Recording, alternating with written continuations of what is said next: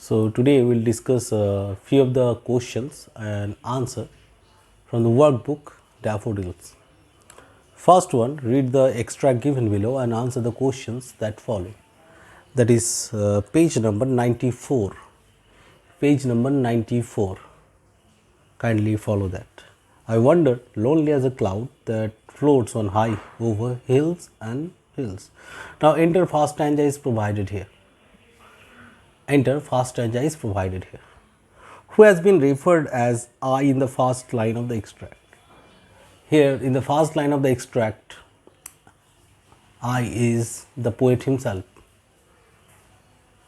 Where do you think he was wandering? It is poetically written he was wandering over the hills and wells, valley and the hills, but actually he was wandering nearby a valley and a bay. The fact of his wandering was that his death, the death of his dear brother. Next question is what does the poet encounter while wandering? While wandering, the poet encountered a host of golden daffodils. Where does he encounter them? He encountered them just beside the lake, or you can say bay. Why do you think the poet refers to the daffodils as golden? It was fresh sunshine, and the bright sunshine made the yellow daffodil look golden. So we can say it is an example of, to certain extent, it is an example of hyperbole, and the golden color is due to the bright sunshine. Discuss the importance of the following lines with reference to the poem. Question number 4, page number 95. Beside the lake, beneath the tree, fluttering and dancing in the breeze. Beside the lake, beneath the tree, fluttering and dancing in the breeze. Now, the daffodils were found in plenty. They were found beside the lake, just beneath the tree,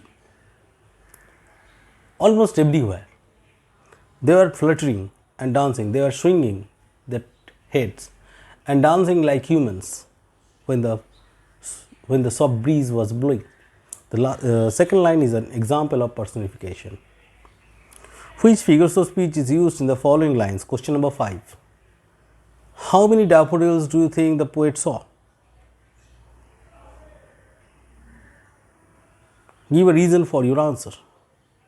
When all at once I saw a crowd, a host of golden daffodils. The figures of speech used here is a crowd, personification. Crowd is normally related to crowd of people. So here the daffodils are compared to people, living objects. Further, a host of golden daffodils. Here the daffodils are compared to the host of angels. So metaphor. So first line it is personification, second one it is metaphor. Question number 2, set 2, and that is page number 95, continuous as the stars that shine. That means we are in the second stanza.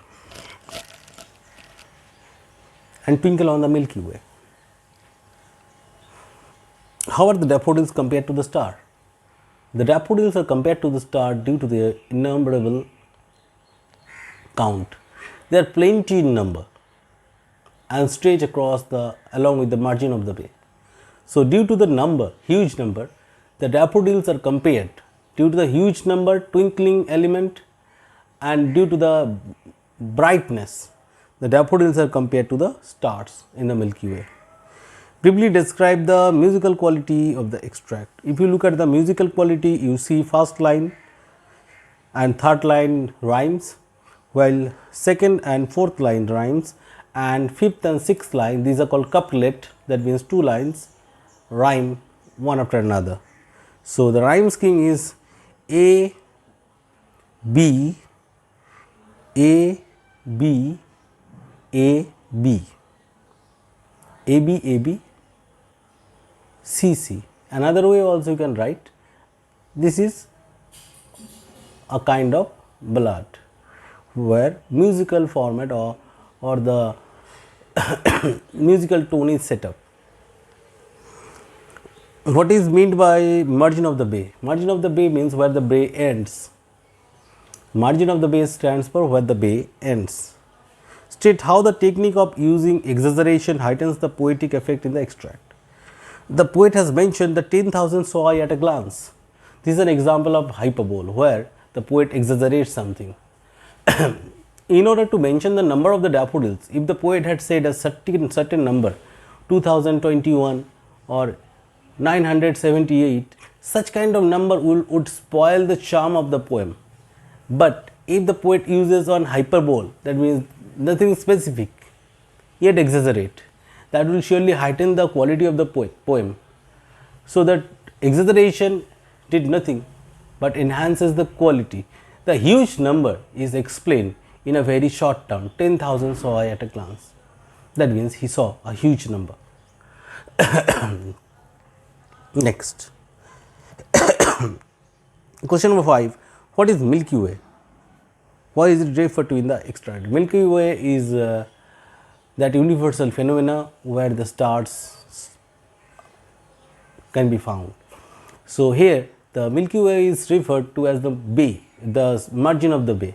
The way the Milky Way is filled up with stars, twinkling and shining stars, in the same way the margin of the bay is filled up with the tiny and bright daffodils. Question number 3. The waves beside them danced, but they outdid the sparkling waves in glee. So enter third stanza we have here. How did the daffodils outdid the waves? How did the daffodils outdo the waves? The daffodils with their enchanting beauty and lively dance defeated or outdid the waves very easily in a glee. That means with an ease. What is meant by jocund company? Jocund company means a good company, happy company. Which jocund company is the poet referring to? Here the jocund company is referred as the company of the daffodils. Here the poet was accompanied by the daffodils and that made him feel extremely good. Why does the poet find it jocund? Because such a kind of company can change the mindset of any person, can make a sad person happy.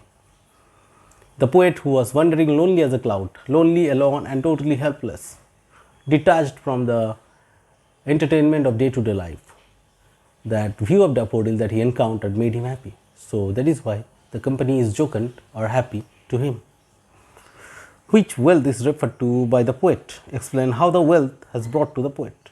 The wealth referred here is the spiritual wealth.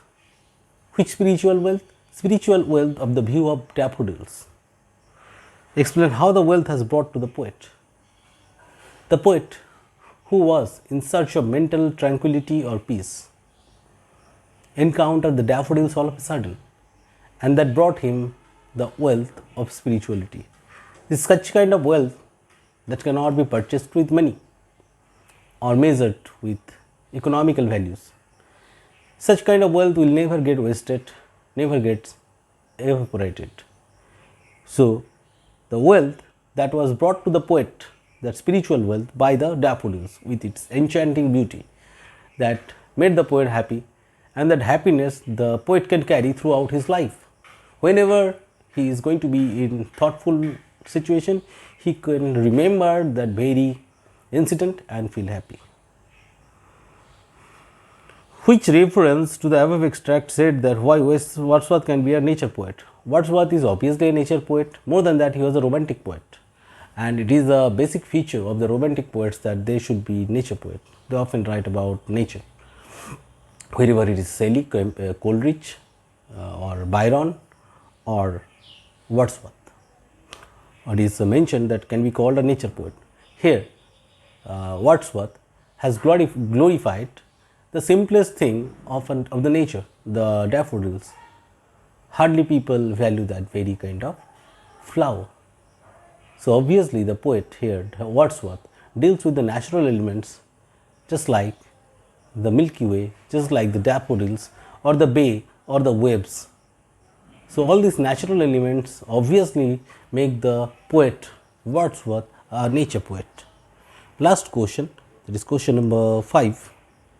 What is the mood of the poet in the above extract? Which line tells you so? Why he is in such mood? In the above extract, the poet is very happy. In stanza 4, the poet is extremely happy. Which line tells you so? A poet cannot but be gay. That means a poet cannot stop himself from being happy. That line tells us that the poet was in happy mood. Why is he in such a mood? Due to his encounter with the daffodils. So, we will complete the entire set of questions. Now, we have come to question number 4, that deals with the 4th stanza. Read the extra given below and answer the question that follow. For often, when on my couch I lie, in vacant or in pensive mood, they flash upon that inward eye. What happens to the poet when he lies down on his couch in a pensive mood? Whenever the poet lies down in his couch in pensive mood, he remembers, he can easily recall the beautiful view of the daffodils that he encountered long back. Actually, 4th stanza is the recapitulation, whether stanza 1, 2, 3 are the description of daffodils and the other natural elements.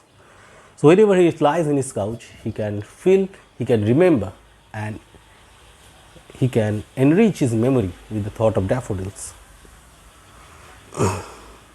What is the bliss of solitude referred to in the extract? How does the bliss of solitude take place?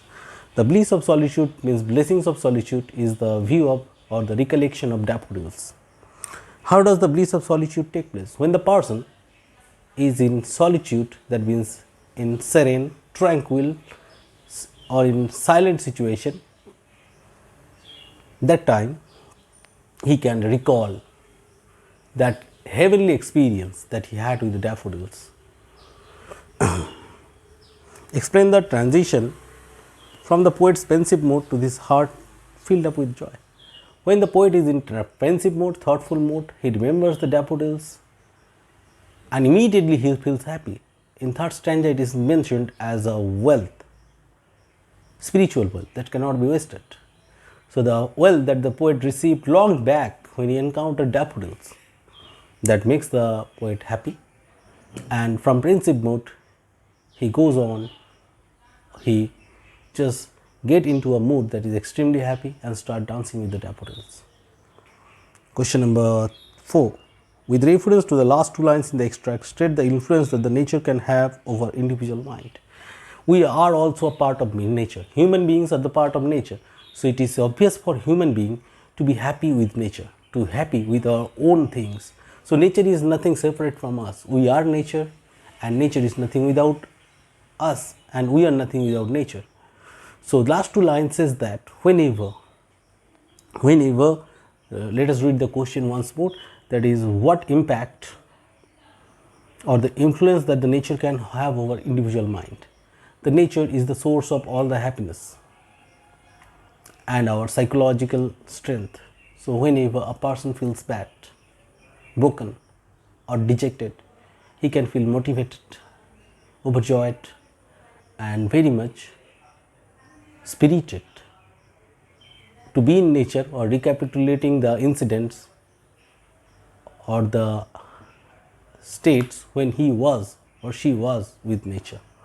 So, nature makes a person happy as well as changes the situation of a person. Last one, and Wordsworth says the poet is the overflow of feelings arising from the emotion recollected in tranquility. Tranquility means extreme silence. In this context, state how the poet saw the truth of the statement. Overflow of feelings that is collected in tranquility. In extreme tranquility or serenity, the poet experienced encountered the daffodils and that made him happy immediately. But nature's effect is not temporary. When in later part of his life, when the poet remembered that very incident, he again felt happy in the same way he was happy in the beginning part or when he encountered. So, if you meet nature, you will be happy, and when you remember that very meeting, you will also be happy. So, the statement says that about tranquility, says that overflow of feelings. Obviously, poetry is overflow of feelings. When our feelings overflow like the river, just caused the flood. That time we pen down the feelings into the paper. Recollected in tranquility. The poet Wordsworth obviously encountered the daffodils not while going to a picnic, but when he was alone, lonely, and the poetry he has written when he recollected that very affair. So obviously poetry is overflow of feelings that the poet experienced when he encountered the daffodils. And what further it is written, recollected in tranquility. And it is not that the poet wrote the poem when he was traveling around the daffodils. Later on, when he recollected that very incident, he wrote the poetry. So make it by your own, and later on this one will be given as homework. I want to see the way you are writing the answer. Thank you very much.